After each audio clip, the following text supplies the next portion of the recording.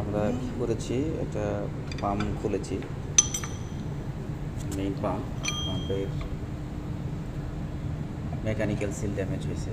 তো সেই mechanical seal replace করার জন্য পার্টটা খুলে নিলাম, ইম্পিলার খুললাম,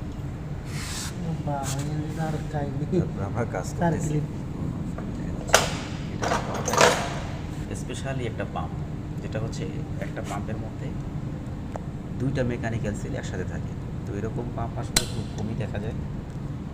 তো বেসিক্যালি এই জন্যই স্পেশালি পাম্পটা ওপেন করার সময় আমি নিজেও ছিলাম, থেকে আসলে পাম্পটা ওপেন করছি, এই জন্যই ভিডিওটা করা আর কি। হ্যাঁ, এরকম কাজ আমরা আসলে যারা মেনটেন্যান্স ডিপার্টমেন্টে আছি, আমরা আসলে সবসময় এই ধরনের কাজ করে থাকি। তো এটা আর কি একটা স্পেশাল, দেখা যাচ্ছে যে আসলে কোথায় প্রবলেমটা হয়েছে সেটা আমরা ফাইন্ড আউট করার চেষ্টা করতেছি। অলরেডি পাম্প আমরা খুলে ফেলছি, তো দুটা সেলই আলাদা করেছি, দেখি কী অবস্থা। এরপরে আমরা পাম্পটা কি ফিটিং করার প্রস্তুতি নেব আর কি।